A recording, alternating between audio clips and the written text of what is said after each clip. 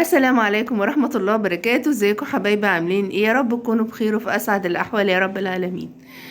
النهاردة كده حضرنا غدا. هتشوفوه معايا. انا اول مرة اعمل المقدمة بعد ما خلصت خالص، لان انا نسيت اعمل مقدمة الفيديو. وده العادي بتاعي، اكيد بنسى حاجات كتير. بس قلت لا، لازم اعمل لكم المقدمة بتاعتي المعتادة اللي تعودتوا عليها.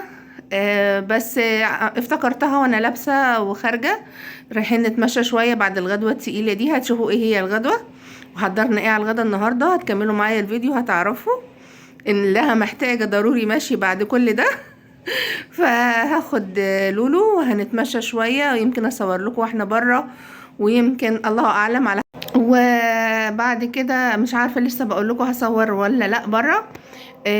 وطبعا زي ما انتم شايفين كده الجو برد، ولازم اللبس التقيل ده متقل على قد ما اقدر علشان اخد راحتي في المشي.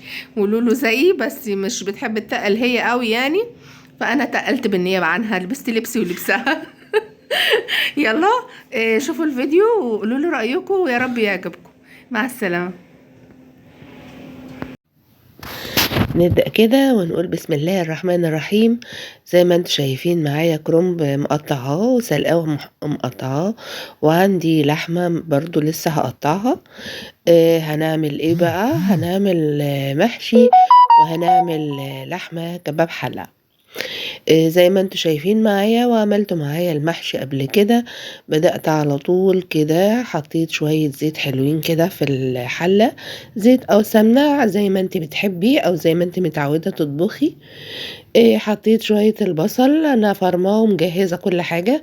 بحب دايما اكون مجهزة حاجة المحشي كلها مرة واحدة، واقوم اطبقه مع بعض. الخلطة والحاجات دي بعد ما اكون مجهزة، عشان ما افضلش اعمل يعني ايه، بتسهل عليا. زي ما انتم شايفين كده البصلة بدأت تحمر معايا. حطيت لها معلقة كبيرة من الثوم المفروم. هنقلبها برضو لحد بس ما الريحة بتاعت الثوم تطلع معايا. انا بعيد تاني المحشي للي ما شافش الحلقات اللي قبل كده او الفيديوهات اللي انا كنت عاملة فيها محشي. تقليبة بس الريحة تطلع، وبحط عصير الطماطم. وهبدأ بقى دلوقتي أضيف البهارات بتاعة المحشي. البهارات طبعا بتبقى على حسب ما انتي بتحبي، بس أنا هحط لكم البهارات اللي أنا متعودة أحطها في المحشي بتاعي، وبتطلع معايا ما شاء الله الريحة والطعم حاجة جميلة جدا. أنا هنا حطيت أول حاجة الشطة، البابريكا، الفلفل، أكيد يعني ده أساسي. بهار لحمة أو السبع بهارات. رشة قرفة أو نص معلقة من القرفة، لأن أنا عاملة كمية كبيرة مش صغيرة. قرفة، وقلنا بهار لحمة وفلفل وبابريكا وشطة. آه جنزبيل، لو بتحبي طعم الجنزبيل في الأكل برضو أنا بحب أضيفه، بس المرة دي الصراحة ما لقيتش عندي جنزبيل فما ضفتش يعني. طبعا بقيت البصلة اللي انا فرماها عملتها كده زي ما انتم متعودين معايا، مرتة يعني بالبصلة. البصلة بدعكها بالكمون وشوية زيت صغيرين، بدعكها جامد، وبضيفها للطماطم بتاعتي لحد ما تتسبك. هي هنا كده الطماطم بتاعتي اتسبكت. طبعا والملح ما تنسوش، لازم الملح تظبطي الملح بتاعك.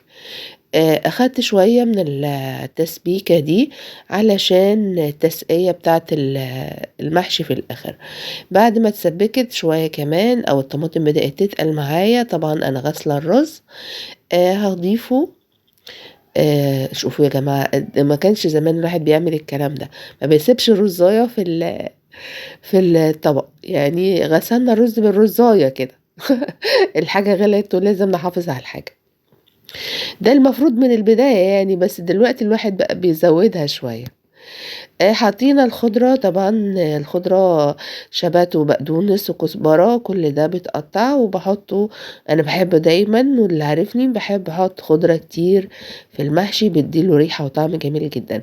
انا ما بسويش الخلطة على النار، انا بس بقلبها كده واروح طافية النار.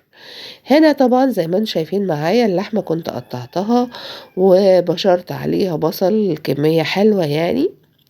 يعني كيلو اللحمة بابشر عليه حوالي ربع كيلو بصل. هي كباب الحلة البصل بتاعها كتير، ومقطعة طماطم، وهافضل اضيف البهارات بتاعتي، ملح وفلفل، بهار لحمة، بس، وكمون. كمون برضو في كباب الحلة بيبقى كتير. فهقلب بقى كل ده مع بعضه وهسيبها تتبل شوية، وبعد كده هضيف لها المية وهسيبها تستوي على ما اكون بقى انا لفيت المحشي بتاعي. زي ما انتم شايفين كده قلبتها وسبتها حوالي ساعة.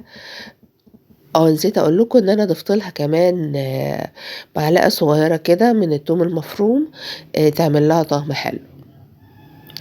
سبتها تتبل، وبعد كده رجعت لها حطيت لها المية وسبتها تستوي فيها على ما لفيت الكرنب بتاعي ورصيته في الحلة وكده، علشان اسويه بقى بعد كده على النار.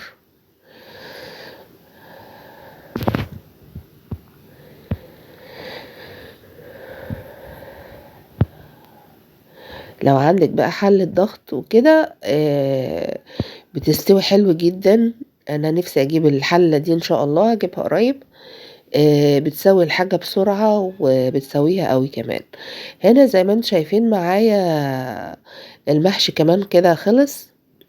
كنت لفيته وسويته، والحلة كمان بتاعت اللحمة. شوفوا انا بسيبها لما تنشف من المية خالص، وكده تمام. كده جهزنا الغدا بتاعنا زي ما انتم شايفين.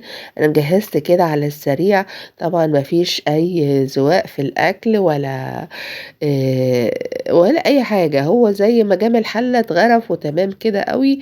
اكلتهم وطلعت اجري امشي الغدا ده زي ما انتم شفتوا معايا في اول الفيديو. كده الفيديو بتاعنا خلص، واشوفكم ان شاء الله في فيديو جديد. مع السلامة حبايب قلبي.